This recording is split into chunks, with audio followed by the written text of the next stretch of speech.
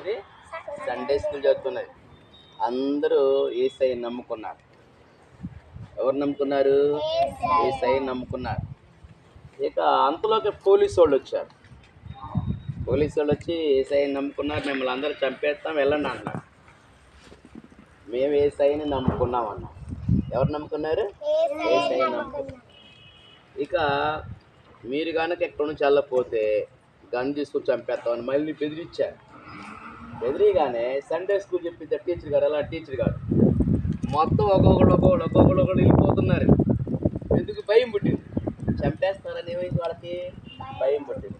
ఇప్పుడు మన వాక్యం చెప్పుకున్నాం, యెహోవా నిన్ను కాపాడనని. ఇక అయితే యేసయ్య కోసం ఇంత బొడ్డోడు నిలబడ్డాడు, ఇంత బొడ్డు పిల్లోడు. ఆ పేపర్ పట్టుకొని నా యేసయ్యే నాకు కావాలని అన్నాడు. రే నేను చంపేస్తా, వెళ్ళిపో అన్నాడు. నా ప్రాణం పోయినా సరే నాకు యేసయ్యే కావాలని అన్నాడు. చూడు, వాడొక్కడే ధైర్యంగా నిలబడ్డాడు.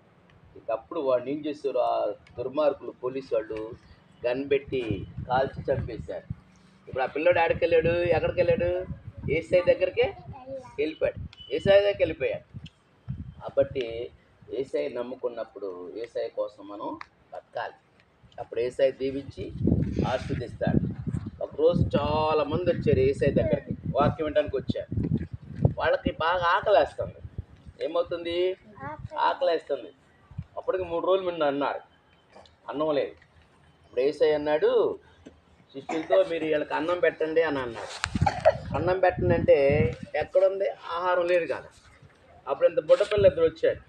మా దగ్గర 5 రొట్టెలు 2 చేపలు ఉన్నాయి అన్నారు. ఎన్ని రొట్టెలు? 5 రొట్టెలు. చేపలు ఎన్ని? 2. ఇక అన్నాడు యేసయ్య రండి అన్నాడు. ఇక వాళ్ళు తీసుకొచ్చారు. ఇక ఆ ప్రభు లేచి యేసయ్య పైకి లేచి ఆ యేసయ్య దేవుని ప్రార్థన చేసి ఆస్వాదించి ఇప్పుడు పెట్టమన్నాడు. అక్కడ దాదాపు 5,000 మంది ఉన్నారు అమ్మాయి. ఎంతమంది ఉన్నారు? 5,000 మంది, 5,000. అంతమందికి 5 రొట్టెలు 2 చేపలు సరిపోతాయా? సరిపోతాయా? చాలా. కానీ యేసయ్య ఏం చేశాడు? అద్భుతం చేశాడు. అద్భుతం చేసి పెడుతున్నారు. బెస్ట్ బాక్సుల్లో ఉన్నాయా? తీసుకొచ్చి చేపలు రొట్టెలు పెడుతున్నారు. అవి అయిపోగల మళ్ళీ దీనిలోకి వస్తున్నాయి. అవి అయిపోతున్నాయి, మొత్తం మస్తున్నారు. పంచగానే మళ్ళీ నిండిపోతుంది. ఆ పెట్టి నిండిపోతుంది. మళ్ళీ పంచుతారు. మళ్ళీ వచ్చేసరికి ఆ బాస్కెట్ నిండా కూడా నిండిపోతుంది. ఫుల్గా తిన్నారు. ఎంతమంది? 5,000 మంది. ఎంతమంది? 5,000. దేవుని స్తోత్రం చెప్పండి. 5,000. ఎంత గొప్ప ఆశీర్వాదం దేవుడు చేశాడు. ఇంకా అరే రొట్టెలు మిగిలినవి కదా, అవన్నీ మీరు కలెక్ట్ చేయండి అని అన్నాడు. మొత్తం కలెక్ట్ చేశారు. ఇంకా 12 గంపలు మిగిలినాయి. ఎన్ని గంపలు? 12 గంపలు మిగిలినాయి. వాళ్ళు ఇచ్చింది ఎన్ని? 5 రొట్టెలు. ఎన్ని చేపలు ఇచ్చారు? 2 చేపలు ఇచ్చారు. చూడండి ఆశీర్వాదం ఇచ్చాడు. కాబట్టి మనము యేసయ్యని ప్రేమించినప్పుడు గొప్ప ఆశీర్వాదం ఉంటుంది. యేసయ్య ఏమన్నాడు? తల్లైనా తండ్రైనా మరచనేమోగా నేను నిన్ను మరవనన్నాడు. ఈ మాట చెప్పండి. తల్లైనా తండ్రైనా మరచునేమో కానీ నేను నిన్ను మరువను. చూడుము, నరచేతుల మీద నిన్ను చెక్కుకొని ఉన్నాను. చూడండి ఎంత ఆశీర్వాదం కదా. యేసు ఎంతగా ప్రేమిస్తున్నాడు. ఒకసారి మీకు ఇక్కడే ఒక పెద్ద మ్యూజియం ఉన్నది. పెద్ద మ్యూజియంలో బొమ్మలు ఉన్నాయి. కూర్చో. బొమ్మలు ఉంటే ఆ మ్యూజియంలోకి, తప్పుడు నీ పేరేంటమ్మా? నాగరాజు. అన్న రాజు అన్నంటే అన్నయ్యి ఆ మ్యూజియం చూద్దామని వెళ్ళాడు. వెళ్తే ఆ మ్యూజియంలో చాలా రకాల బొమ్మలు ఉన్నాయి. పెద్ద పెద్ద బొమ్మలు, గాంధీ తాత బొమ్మలు, ఈ మేరీ మాత బొమ్మలు అట్లా ఉన్నాయి. చూస్తా ఉన్నాడు. చూస్తా కొద్ది దూరం వెళ్ళాడు. మామూలు జీసస్ బొమ్మ ఉన్నది. జీసస్ బొమ్మ అంటే సిలువేసిన బొమ్మ కదా, ఇలా ఉన్నది. ఈ అబ్బాయి ఏం చేస్తాడు? రాజు అని అన్న ఏం చేస్తాడు? అలాగే చూస్తున్నాడు సిలువుకల్లి. ఇకప్పుడు ఆ మ్యూజియం నడిపించేటువంటి డైరెక్టర్ ఉన్నాడు, పెద్ద ఆవిడ. ఉదాహరణకు అక్కాయిలాంటి అమ్మాయి అనుకో. ఆ అమ్మాయి వచ్చింది. ఎవరమ్మా ఈ మ్యూజియం అని అడిగాడు. నేనేనండి అన్న. ఈ బొమ్మలన్నీ కూడా భయం వేస్తున్నాయి. చాలా బొమ్మలు, విచిత్రమైన బొమ్మలు ఉన్నాయి. కానీ ఈ బొమ్మ ఏంటి? చేతుల్లో నుంచి రక్తం వస్తున్నది, కాళ్ళలో రక్తం వస్తున్నది, తల మీద ముళ్ళ కిరీటం పెట్టున్నది, ఎవరైనా అని అడిగాడు. ఆ అబ్బాయి అడిగాడు, కుర్రోడు అడిగాడు. అడిగితే అప్పుడు ఆ పెద్ద ఆమె ఏం చెప్పిందంటే, ఆ డైరెక్టర్ గారు ఏం చెప్పిందంటే, ఈయన పేరు జీసస్ అని. ఏం పేరు? జీసస్ అంటే యేసు ప్రభు. అంటే ఎవరు? యేసు ప్రభు. మరి ఈయనేం తప్పు చేశాడు? సిలువ వేశారని ఈ అబ్బాయి అడిగాడు. అప్పుడు ఆ యొక్క డైరెక్టర్ గారు ఏం చెప్పారంటే, ఆమె ఈయన దేవాది దేవుడు ఆ పరలోకం వచ్చి భూలోకానికి వచ్చాడు అని చెప్పింది. భూలోకానికి ఎందుకు వచ్చాడు, మళ్ళీ భూలోకానికి ఎందుకు వచ్చాడు అని అడిగింది. అప్పుడు ఆమె చెప్పింది, మన అందరం పాపం చేశాము. ఆదాం ఉన్నారు కదా, దేవుడు చేస్తున్నటువంటి మొట్టమొదటి మానవుడి పేరు ఆదాం. ఆయన పేరేంటి? ఆదాం. ఆయనకు ఒక భార్య ఉంది, ఆమె పేరు అవ్వ. ఆమె పేరేంటి? అవ్వ.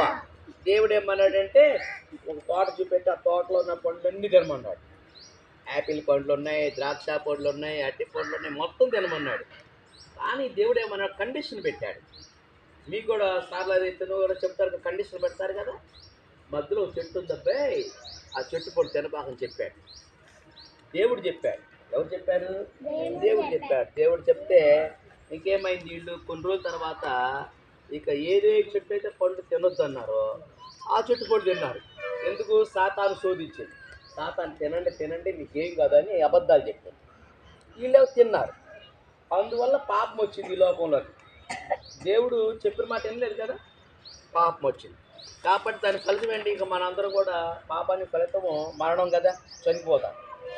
కాబట్టి ఆ నరకం నుంచి తప్పించడానికి దేవుడే భూలోకానికి వచ్చాడు. అంటే ఇప్పుడు మనకి పాప క్షమాపణ కలగాలంటే, మోక్షం కలగాలంటే రక్తం చిందించబడాలి. ఇప్పుడు దేవుడే బలైపోవాలి. దేవుడే మానవుడికి ఈ లోకానికి వచ్చాడు అని చెప్తున్నాడు. అయితే మరి ఆయన ఏం చేశాడు అని అడిగాడు. ఈ అబ్బాయి అడిగాడు. ఆయన కుంటి వాళ్ళకే కాళ్ళు ఇచ్చాడు. కుంటి వాళ్ళకి ఏమి ఇచ్చాడు? కాళ్ళు ఇచ్చాడు. గుడ్డి వాళ్ళకి కళ్ళు ఇచ్చాడు. గుడ్డి వాళ్ళకి ఏం చేశాడు? కళ్ళు ఇచ్చాడు. దేవుని స్తోత్రాలు చెప్పండి. హల్లెలూయా. Very good. గుడ్డి వాళ్ళకి కాళ్ళు ఇచ్చాడు, గుడ్డి వాళ్ళకి కళ్ళు ఇచ్చాడు. మరి చనిపోయిన వారిని ఏం చేశాడు? లేపాడు కదా. ఆయన సముద్రం మీద నడిచాడు, ఎన్నో అద్భుతాలు చేశాడు. మరి ఆయన శిష్యులను ఒకడు పట్టుకొని శత్రువులకు అప్పగించి ఆయన సిలువేశాడు. కాబట్టి ఆయన సిలువేసినప్పుడు కాళ్ళల్లో చేతుల్లో మేకులు కొట్టాడు. కాళ్ళల్లో చేతులు ఏం చేశారు?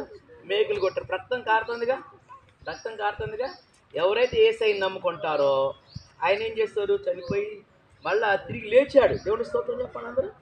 హల్లెలూయా. ఆయన లేచాడు కదా, యేసయ్య మళ్ళీ లేచాడు. అయితే ఎవరైతే యేసయ్యని నమ్ముకుంటారో వాళ్ళకి సంతోషం ఉంటుంది. ఏముంటుంది? సంతోషం ఉంటుంది. యేసయ్యని నమ్ముకున్న వాళ్ళకి సమాధానం ఉంటుంది. ఇంకోటి ఏముంటుంది? సమాధానం ఉంటుంది. యేసయ్యని నమ్ముకుంటే రక్షణ ఉంటుంది. ఏముంటుంది? రక్షణ ఉంటుంది. నాలుగవది, యేసయ్యని నమ్ముకుంటే మనకు పరలోకం ఉంటుంది. మనం ఎప్పుడైనా చనిపోవాల్సిందేగా. కానీ ఎక్కడికి వెళ్తాము? యేసయ్య దగ్గరికే వెళ్తాం. ఎక్కడికి వెళ్తామరా? యేసయ్య దగ్గరికి వెళ్తాం. కాబట్టి మీరు ఆ యేసు ప్రభుని మనందరి కోసం సిలువేశారు. ఆ యొక్క పాపులు ఆ దుర్మార్గులు సిలువేశారు. ఆయన కాళ్ళల్లో చేతుల్లో మేకులు కొట్టి తల మీద ముళ్ళ కిరీటం పెట్టి సిలువేశారు. ఆయన నమ్ముకున్నాం అనుకో, మనకేముంటుంది? ఏం చెప్పాను దాకా? సంతోషం. ఏముంటుంది? సంతోషం, సమాధానం. ఆయన నమ్ముకుంటే మనం ఆశీర్వదించబడతాం. చనిపోయిన తర్వాత యేసయ్య దగ్గర మనము వెళతాం. గొప్ప రక్షణ మనకి వస్తుంది.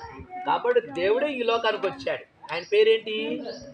యేసు ప్రభు. ఆయన పేరేంటమ్మా? యేసు ప్రభు. మీకు అర్థమయ్యారో ఇంకో చిన్న కథలా చెప్తా.